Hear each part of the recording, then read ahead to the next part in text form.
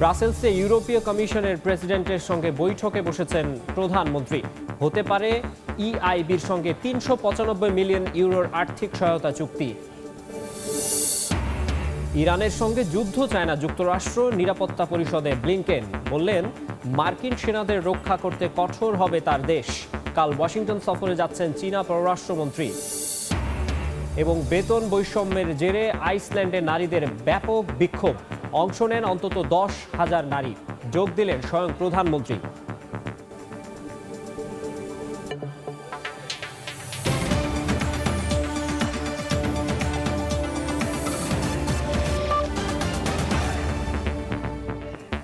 আন্তর্জাতিক সময়ের সঙ্গে আছি আমি মাকসুম আলম খান। হামাসের সঙ্গে সংঘাতের মধ্যেই এবার আল আকসা মসজিদ বন্ধ করে দিল ইসরায়েলি পুলিশ। জেরুজালেম শহরে অবস্থিত মুসলিমদের তৃতীয় পবিত্র ধর্মীয় স্থাপনাটি মঙ্গলবার বন্ধ করে দেওয়া হয়। সেখানে এখন মুসল্লিদের প্রবেশ করতে দেওয়া হচ্ছে না।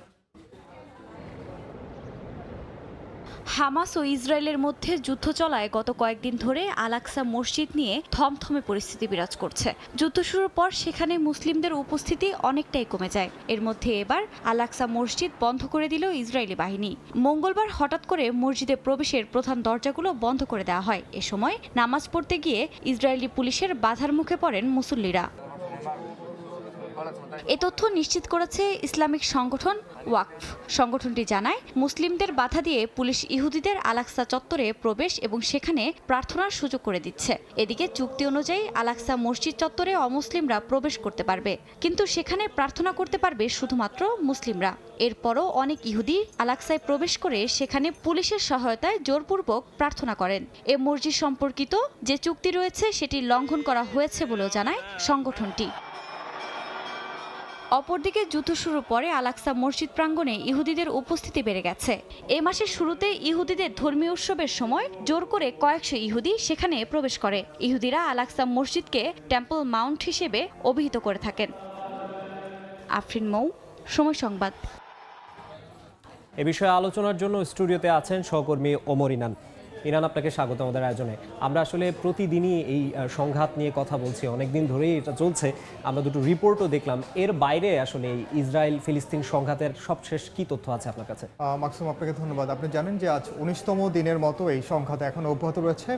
গেল 7 অক্টোবর যখন যুদ্ধ শুরু হয়েছিল তখন যে মাত্রা ছিল আমরা দেখেছি 2-3 দিনের মধ্যে সেই মাত্রা আর ছাড়িয়ে যায় এবং দিন যত যাচ্ছে ততই কিন্তু এই মাত্রাটি ছাড়িয়ে যাচ্ছে। আপনাকে জানিয়ে রাখি, সবশেষ এখন পর্যন্ত দখলদার ইসরায়েলের আগ্রাসনে 5,700-র বেশি নিরীহ ফিলিস্তিনি মারা গেছেন এবং আহতের সংখ্যা কেবল দীর্ঘ হচ্ছে, মৃতের সারিও কিন্তু বাড়ছে। আমরা দর্শক সবশেষ তথ্যগুলো জানিয়ে দিতে চাই। হামাস এবং ইসরায়েলের মধ্যে চলমান সংঘর্ষে এখন পর্যন্ত যেসব ঘটনাবলী ঘটেছে এবং আমাদের হাতে সবশেষ যে তথ্যগুলো আছে সেগুলো আমরা একটু দর্শকদের দেখিয়ে দিতে চাই। আমরা দেখতে পাবো যে 19তম দিনে এসে দেখা যাচ্ছে এখন মৃত্যুপুরীতে পরিণত হয়েছে গাজা উপত্যকাটি।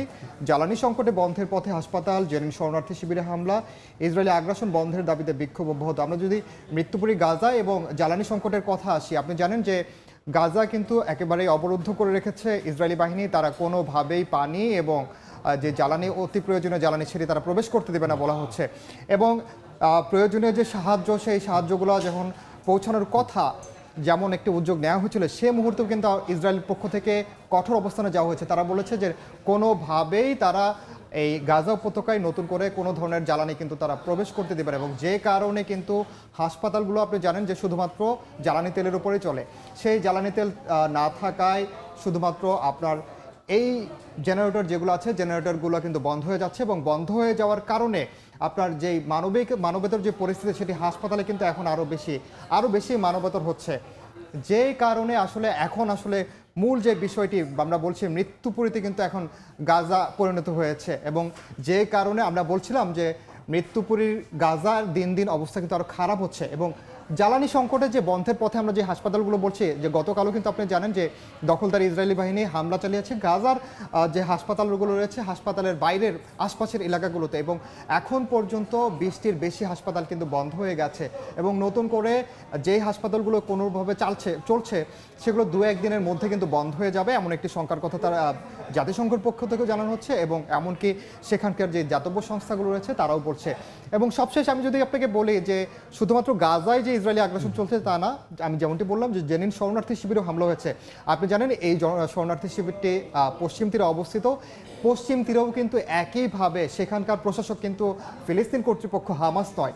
সেই ফিলিস্তিন কর্তৃপক্ষের অধীনে থাকা এলাকাটাতেও কিন্তু আমরা মুহুর্মুহু হামলা দেখেছি। গতকাল নতুন করে সেখানে ড্রোন হামলা হয়েছে এবং সেই ড্রোন হামলার কারণে সবশেষ যে মৃতের সংখ্যা সেটি আমরা জানতে পেরেছি 100 ছাড়িয়ে গেছে। এর মধ্যে 2 জন রয়েছেন আবার ইসরায়েলি কারাগারে, যারা আটক ছিলেন সেই ইসরায়েলি কারাগারে 2 জনকে মারা হয়েছে এমন একটি অভিযোগ উঠেছে। সব মিলে পশ্চিম তীরের অবস্থাটাও কিন্তু খুবই বাজে বলা যায়। মাকসুম, জাতিসংঘের কথা আপনি বলছিলেন, জাতিসংঘের মহাসচিব আন্তোনিও গুতেরেস যেমনটা আসলে বলেছেন, এরপরে তার এই কথাটাই আসলে জাতিসংঘের আনুষ্ঠানিক বক্তব্য। কিন্তু তার এই কথার পরে ইসরায়েল জুড়ে এবং সবখানে অনেক সমালোচনা হচ্ছে। এই বিষয়ে আপনার সঙ্গে আরও আলোচনা হবে, তবে প্রধানমন্ত্রী এই মুহূর্তে বেলজিয়ামে আছেন, আমরা সেখানকার কিছু খবর জানবো। বেলজিয়ামের ব্রাসেলসে ইউরোপিয়ান ইনভেস্টমেন্ট ব্যাংক EIBর সঙ্গে ঋণ চুক্তি ও সমঝোতা স্মারক সই শেষে বক্তব্য রাখছেন প্রধানমন্ত্রী শেখ হাসিনা। সরাসরি যাচ্ছে সেখানে। The EU is now Bangladesh's largest trading partner. The EU's everything but arms scheme contributed immensely to Bangladesh's socio-economic development. I recall formalizing these arrangements during my first term in office in 2000.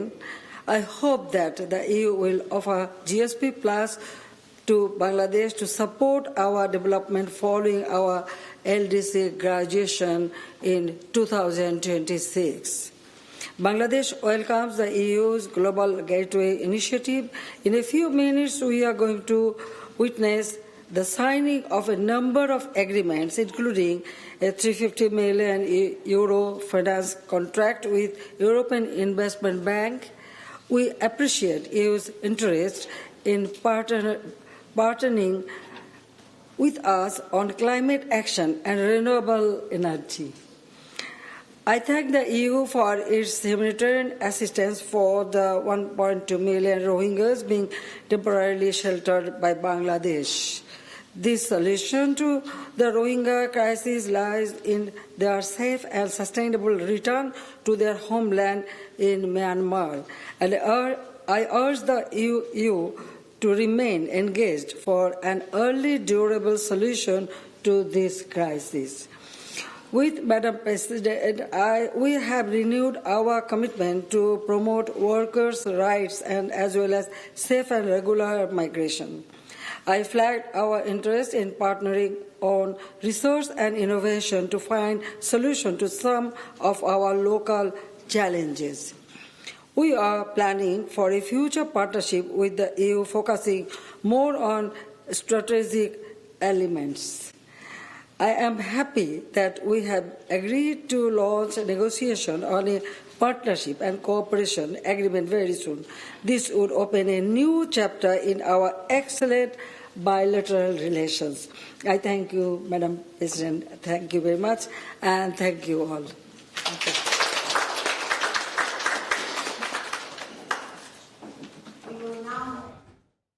বেলজিয়ামের ব্রাসেলসে বক্তব্য রাখছিলেন প্রধানমন্ত্রী শেখ হাসিনা। আমরা তখন সরাসরি ছিলাম সেখানে।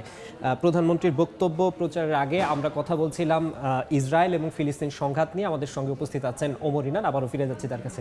ইনান, আপনি বলছিলেন আসলে জাতিসংঘের একটা ভূমিকার কথা আমরা বলতে চাচ্ছিলাম, জানতে চাচ্ছিলাম। ম্যাক্সিমাম ঠিকই বলেছেন। আমরা কিন্তু যুদ্ধ শুরুর পর থেকে জাতিসংঘের যে অবস্থান সেটি আসলে এক ধরনের নিষ্ক্রিয় দেখছিলাম, এক ধরনের চুপ রয়েছে তারা। কিন্তু সবশেষ গতকাল কিন্তু জাতিসংঘের মহাসচিব আন্তোনিও গুতেরেস এক ধরনের বলা যায় বোমা ফাটিয়েছেন। তিনি এতদিন পরে এসে বললেন যে হামাস যে যুদ্ধটি করছে তারা কিন্তু যুদ্ধটি এমনি এমনি করেনি। এমনকি হামাসকে তারা বলছে যে প্রতিরোধ যোদ্ধা।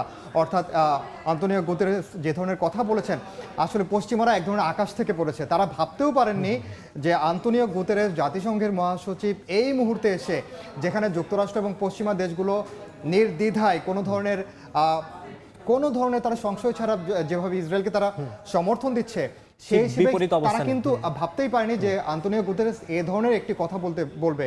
এবং আপনি জানেন যে এই পরিপ্রেক্ষিতে গাজার পক্ষ থেকে কিন্তু বেশ কিছু নতুন করে অভিযোগ উঠেছে। তারা বলছে যে নতুন করে এই যুদ্ধের কৌশল পাল্টেছে ইসরায়েল। আমরা আসলে জাতিসংঘের ভূমিকার কথা বলছিলাম, ঠিক একইভাবে আরও একটা দেশের কথা বলতে হয়, সেটা হচ্ছে যুক্তরাষ্ট্র। আমরা সাধারণত জানি যে বিশ্বে যেখানেই কোনো যুদ্ধ হোক বা বড় বড় কোনো ডিসিশনের জায়গা হোক, সেখানে যুক্তরাষ্ট্রের ইনভলভমেন্ট থাকে। এখানে যুক্তরাষ্ট্রের ইনভলভমেন্ট আসলে ইসরায়েল এবং ফিলিস্তিনের সংঘাতটাকে কি আরো উস্কে দিচ্ছে নাকি শান্তি প্রতিষ্ঠায় কোনো ভূমিকা এটা নিয়ে আছে? আসলে কোনো সন্দেহ নেই যে যুক্তরাষ্ট্র যে যুদ্ধ উস্কে দিচ্ছে, কারণ একেবারে প্রথম দিন থেকেই আমি যেটি বলছিলাম যে যুক্তরাষ্ট্র একেবারে নগ্নভাবেই ইসরায়েলকে সমর্থন দিয়ে দিয়েছে। এবং আমি আপনাকে জানিয়ে রাখি, গতকালও নতুন করে যুক্তরাষ্ট্র, এমনকি তার যে মিত্র দেশ আরেকটি রয়েছে অস্ট্রেলিয়া, তারা নতুন করে এই মধ্যপ্রাচ্যে নতুন করে F-16 যুদ্ধ বিমান তারা পাঠিয়েছে, মোতায়েন করেছে শুধুমাত্র এই মধ্যপ্রাচ্য পরিস্থিতি এটিকে ঘিরে। এবং আপনাকে জানিয়ে রাখি যে অস্ট্রেলিয়া এবং পশ্চিমা যে দেশগুলো রয়েছে, যুক্তরাষ্ট্রের মতো যে দেশগুলো রয়েছে, তারা কিন্তু একেবারে পরিষ্কার অবস্থান করেছে, তাদের অবস্থান পরিষ্কার। এমনকি জাতিসংঘে গতকাল একটি 15 সদস্যের যে নিরাপত্তা পরিষদ, সেখানে একটি বৈঠকে বসেছিল তারা যে এই যুদ্ধবিরতি করা যায় কিনা। একমাত্র যুক্তরাষ্ট্রের কারণেই কিন্তু এই যুদ্ধবিরতিটি সম্ভব হয়নি। তারা এক ধরনের যুদ্ধ জিয়ে রেখেছে। বিশ্লেষকরা যেমনটি বলেন যে তাদের যে অস্ত্র ব্যবসা জিয়ে রাখার জন্যই তারা দেশে দেশে ইউক্রেনের মতো যেরকম সংঘাত তারা শুরু করেছে। এর আগে দেখেছি আমরা যে সন্ত্রাসীদের বিরুদ্ধে যুদ্ধের নামে তারা মধ্যপ্রাচ্যে যে ধরনের ধ্বংসযজ্ঞ চালিয়েছিল, এমনটি এখন আবার এখানে নতুন করে শুরু হয়েছে, এমনটাই কিন্তু ধারণা করা হচ্ছে। যেটা আসলে মোটেও কাম্য নয়। আসলে আমরা সবাই চাইবো যে বিশ্বে আসলে শান্তি প্রতিষ্ঠা হোক। আপনাকে অনেক ধন্যবাদ স্টুডিওতে যুক্ত হবার জন্য। দর্শক, ইসরায়েল এবং ফিলিস্তিনের সংঘাতের বিষয়ে বিস্তারিত আলোচনার জন্য আমাদের সঙ্গে স্টুডিওতে যুক্ত হয়েছিলেন ওমর ইনান। ইরানের সঙ্গে যুক্তরাষ্ট্র যুদ্ধ চায় না বলে জানিয়েছেন মার্কিন পররাষ্ট্রমন্ত্রী অ্যান্টনি ব্লিংকেন। মঙ্গলবার জাতিসংঘের নিরাপত্তা পরিষদে বক্তব্য দেওয়ার সময় এই কথা বলেন তিনি। একই সঙ্গে সংঘাতের পরিস্থিতি তৈরি হলে যুক্তরাষ্ট্র নিজেকে রক্ষা করবে বলেও জানান ব্লিংকেন। গাজায় চলমান যুদ্ধে ইরান ও তার মিত্ররা যোগ দিতে পারে এমন আশঙ্কার মধ্যে এই কথা বললেন মার্কিন পররাষ্ট্রমন্ত্রী, যদিও এই বিষয়ে এখনো কোনো মন্তব্য করেনি ইরান।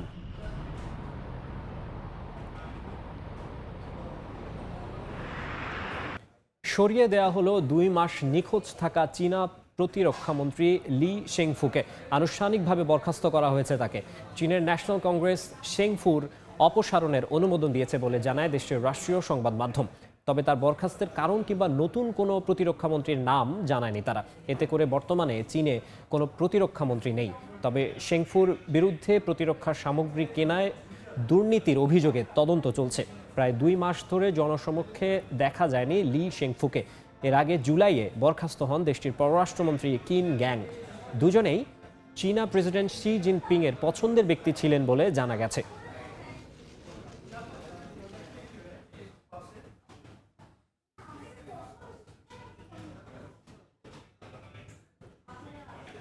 এবার রাশিয়ার বিরুদ্ধে গুরুতর অভিযোগ আনলেন সাবেক মার্কিন প্রেসিডেন্ট ডোনাল্ড ট্রাম্প। তার দাবি, বারাক ওবামার আমলে যুক্তরাষ্ট্র থেকে ক্ষেপণাস্ত্রের পরিকল্পনা চুরি করেছে ক্রেমলিন। এরপরই রাশিয়া ক্ষেপণাস্ত্র প্রযুক্তিতে যুগান্তকারী আবিষ্কার করেছে বলেও মত সাবেক এই মার্কিন প্রেসিডেন্টের, যদিও বিষয়টি সম্পূর্ণ অস্বীকার করেছে ক্রেমলিন। বরাবরই বেফাঁস মন্তব্য করে আন্তর্জাতিক গণমাধ্যমে খবরের শিরোনাম হন সাবেক মার্কিন প্রেসিডেন্ট ডোনাল্ড ট্রাম্প। এবার রাশিয়ার বিরুদ্ধে গুরুতর অভিযোগ আনলেন তিনি। তার দাবি, যুক্তরাষ্ট্র থেকে সুপার ডুপার ক্ষেপণাস্ত্রের পরিকল্পনা চুরি করেছিল রাশিয়া। তারপর থেকেই দেশটি ক্ষেপণাস্ত্র প্রযুক্তিতে যুগান্তকারী আবিষ্কার করেছে। আর এই চুরির ঘটনাটি ঘটেছিল যুক্তরাষ্ট্রের সাবেক প্রেসিডেন্ট বারাক ওবামার আমলে। যুক্তরাষ্ট্রের নিউ হ্যাম্পশায়ারে এক নির্বাচনী প্রচারণায় ভাষণ দেওয়ার সময় একথা বলেন ট্রাম্প। এ সময় আগামী নির্বাচনে জয়লাভ করলে যুক্তরাষ্ট্রের প্রতিরক্ষা বিভাগে আক্রমণ ও প্রতিরোধ সক্ষমতা বাড়ানোর লক্ষ্যে কাজ করবেন বলেও জানান সাবেক মার্কিন প্রেসিডেন্ট। একই সঙ্গে নিজস্ব ক্ষেপণাস্ত্র ব্যবস্থার সাহায্যে জনগণকে রক্ষা করার পাশাপাশি চীন, রাশিয়া, ইরানের যে কোনো ক্ষেপণাস্ত্র আকাশেই ধ্বংস করতে সক্ষম ক্ষেপণাস্ত্র তৈরির কথাও জানান তিনি। এদিকে সাবেক মার্কিন প্রেসিডেন্টের এমন দাবি উড়িয়ে দিয়েছেন ক্রেমলিনের মুখপাত্র দিমিত্রি পেসকভ। তিনি বলেছেন, রাশিয়া সবসময় নিজেদের সক্ষমতায় অত্যাধুনিক অস্ত্র নির্মাণে সক্ষম এবং ক্রেমলিনের কাছে এমন সব অস্ত্র রয়েছে যা অন্য কোনো দেশের কাছে নেই বলেও দাবি করেন তিনি। এ সময় ট্রাম্পকে কটাক্ষ করে পেসকভ বলেন, নিজেদের অস্ত্রকে সুপার ডুপার বলার অবস্থানে নেই যুক্তরাষ্ট্র। আফরিন মৌ, সময় সংবাদ। ফের স্বাস্থ্যের অবনতি ঘটেছে রাশিয়ার প্রেসিডেন্ট ভ্লাদিমির পুতিনের। রোববার থেকে সামাজিক যোগাযোগ মাধ্যমে ছড়িয়ে পড়ে এমন এক ভিডিও, জানিয়ে শোরগোল সৃষ্টি হয় আন্তর্জাতিক সংবাদ মাধ্যমগুলোতে। অবশেষে সেই আলোচনা ও সমালোচনার স্পষ্ট জবাব দিয়েছে ক্রেমলিন। জানিয়েছে, ঠিকই আছেন প্রেসিডেন্ট পুতিন।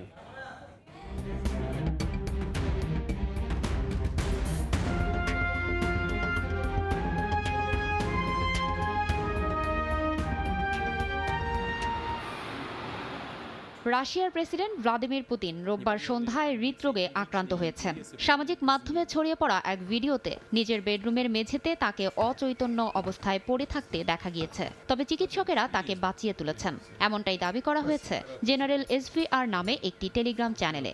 জানিয়ে ইতোমধ্যে শোরগোল শুরু হয়েছে আন্তর্জাতিক সংবাদ মাধ্যমে। ছড়িয়ে পড়া ভিডিওটি ঘিরে চাঞ্চল্য ছড়িয়ে পড়লে পুতিনের স্বাস্থ্য নিয়ে উঠে আসে নানা জল্পনা। অবশেষে মুখ খুলল ক্রেমলিন। রাষ্ট্রপতি ভ্লাদিমির পুতিনের স্বাস্থ্য সম্পর্কে এসব জল্পনা ও গুজব পুরোপুরি প্রত্যাখ্যান করেছে ক্রেমলিন। সম্পূর্ণ সুস্থ ও ভালো আছেন রুশ প্রেসিডেন্ট। বডি ডাবল ব্যবহারের খবর তো একেবারেই হাস্যকর বলে স্পষ্ট জানান রুশ প্রেসিডেন্টের মুখপাত্র দিমিত্রি পেসকভ। এদিকে একজন অভিজ্ঞ জুডো হিসেবে দীর্ঘদিন ধরে নিজের একটি শক্ত অবস্থান তৈরি করেছেন পুতিন। গত 7 অক্টোবর তিনি 71 বছর বয়সে পা রাখেন। এবারই প্রথম নয়, এর আগেও বিভিন্ন সময় রাশিয়ান প্রেসিডেন্ট ভ্লাদিমির পুতিনের স্বাস্থ্য নিয়ে গণমাধ্যমে নানা জল্পনার সৃষ্টি হয়েছে। একবার তো প্রশ্ন উঠেছিল পুতিন কি তার বডি ডাবল ব্যবহার করছেন। পুতিনের নাকি কানের আকৃতি বদলে গেছে, অর্থাৎ বডি ডাবল নিয়ে ঘুরছেন পুতিন। সে সময় ইউক্রেনের সেনা কর্মকর্তা এবং গুপ্তচর মেজর জেনারেল কিরিলো বুদানভ পুতিনের বডি ডাবল হাজিরের দাবি তুলেছেন।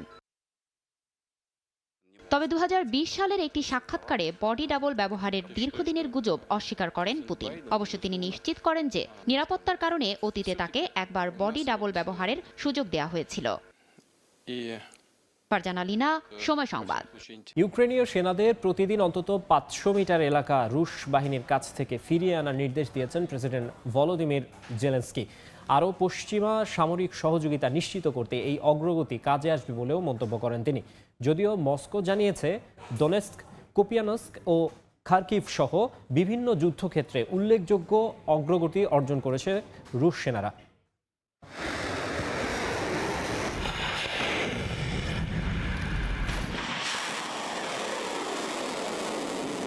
পশ্চিমা বিশ্বের নিয়মিত সহায়তায় রাশিয়ার বিরুদ্ধে চলমান যুদ্ধে বেশ ভালোভাবেই টিকে আছে ইউক্রেন।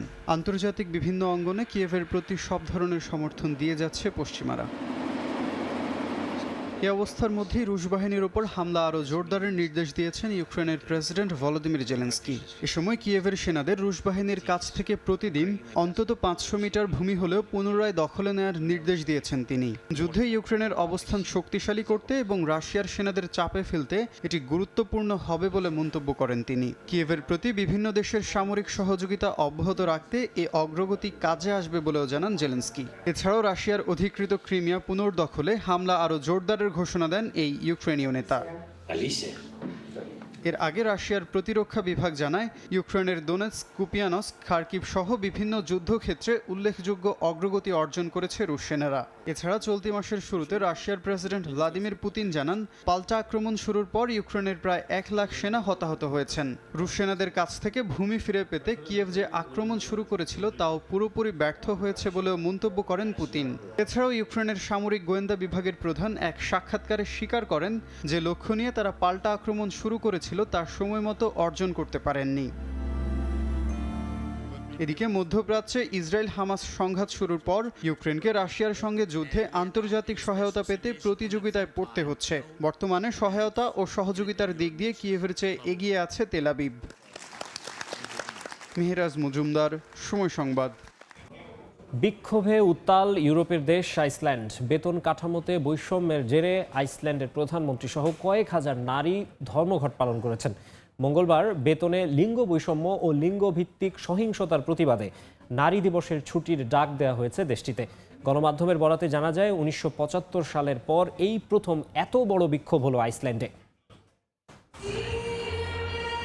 প্ল্যাকার্ড হাতে ইউরোপের দেশ আইসল্যান্ডের হাজার হাজার নারী, নেই তিল ধারণের ঠাঁই। দেশটির পুরুষদের তুলনায় নারীদের মজুরি কম হওয়া সহ বর্তমান সময়েও নারীরা নানা বৈষম্যের শিকার। তাই লিঙ্গ বৈষম্যের জেরেই ধর্মঘট করছেন তারা। সবাইকে অবাক করে দিয়ে এতে অংশ নেন দেশের প্রধানমন্ত্রীও। তাদের দাবি, এর জেরে নারীরা যেসব পেশায় বেশি আছেন, যেমন স্বাস্থ্যসেবা ও শিক্ষা খাতে প্রভাব পড়ছে। সঠিক মূল্যায়ন না পেয়ে ক্ষতিগ্রস্ত হচ্ছেন নারীরা। প্রধানমন্ত্রীও জানান, অন্যান্য সব খাতের মতো সরকারি চাকরিতেও একই সমস্যার সম্মুখীন হতে হয়।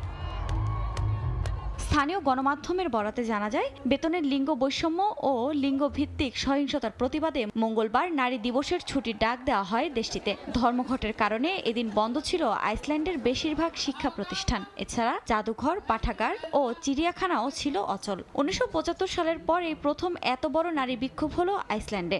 অর্থনীতিতে নারীদের গুরুত্ব তুলে ধরতে আইসল্যান্ডে সে সময় ওই বিক্ষোভে নামেন নারীরা। এর জেরে পরের বছরই দেশটির পার্লামেন্টে সমান বেতন আইন পাশ হয়। এদিকে গত 14 বছর ধরে নারী পুরুষ সমতার জন্য আইসল্যান্ড বিশ্বের সেরা 10 হিসেবে স্থান পেয়ে আসছে বলে জানায় ওয়ার্ল্ড ইকোনমিক ফোরাম WEF। তবে দেশটি এখনো পুরোপুরি সমতা আনতে পারেনি। আফরিন মৌ, সময় সংবাদ। নরওয়েতে ফিলিস্তিন এবং গ্রিসের মুরিয়া শরণার্থী ক্যাম্পের শিশুদের স্মরণে আয়োজন করা হয় ভিন্ন ধর্মী কর্মসূচি। বেসরকারি একটি সংগঠন এই কর্মসূচির আয়োজন করে। নরওয়ে থেকে জাহাঙ্গীর আকাশের রিপোর্টে বিস্তারিত। নরওয়ের পার্লামেন্ট ভবনের সামনে ফিলিস্তিনের নিহত শিশুদের এবং গ্রিসের মরিয়া শরণার্থী ক্যাম্পের শিশুদের এভাবেই স্মরণ করেছেন শত শত মানুষ। মঙ্গলবার স্থানীয় সময় বিকেলে এই অভিনব কর্মসূচির আয়োজন করে একটি বেসরকারি সংগঠন। 24 অক্টোবর জাতিসংঘ দিবস উপলক্ষে এ সমাবেশের আয়োজন করা হয়। এতে ফিলিস্তিনের গাজায় শিশুদের মর্মান্তিক ও হৃদয় বিদারক মৃত্যুর ঘটনা তুলে ধরে তা বন্ধের আহ্বান জানানো হয়। এছাড়াও আয়োজিত সমাবেশে নরওয়েতে শরণার্থী সংখ্যা কমানোয় সরকারের সমালোচনা করেন বক্তারা। আরও বেশি সংখ্যক শরণার্থী নিতে বক্তারা নরওয়ের রাজনীতিবিদদের প্রতি আহ্বান জানান। আমি মনে করি নরওয়ের সরকারের উচিত আরো বেশি শরণার্থী নেওয়া। বছরে মাত্র 1000 শরণার্থী নিচ্ছে দেশটি, এটা যথেষ্ট নয়। জাতিসংঘের সুপারিশ অনুযায়ী নরওয়ে বছরে অন্তত 5000 শরণার্থী নিতে পারে। আমি প্রত্যাশা করি যে শরণার্থীদের নিয়ে কাজ করা যুদ্ধ ও সংঘাত জর্জরিত এলাকায় নরওয়ে আরো বেশি অর্থ সহায়তা দেবে। এতে নরওয়ের জনপ্রিয় সঙ্গীত শিল্পী এল্লা মারিয়ে গাজার শিশুদের স্মরণে সঙ্গীত পরিবেশন করেন। এই কর্মসূচির আয়োজকরা বলছেন নরওয়ের অনেক সুযোগ রয়েছে, আরও অনেক বেশি শিশু যারা বিভিন্ন রিফিউজি ক্যাম্পে মানবেতর জীবনযাপন করছে তাদেরকে বসবাসের অনুমতি দেওয়ার এই দেশে। আয়োজকরা নরওয়ের সরকারের প্রতি দাবি জানিয়েছেন সরকার যেন দ্রুত এমন পদক্ষেপ নেন। জাহাঙ্গীর আকাশ, সময় সংবাদ, অসলো, নরওয়ে।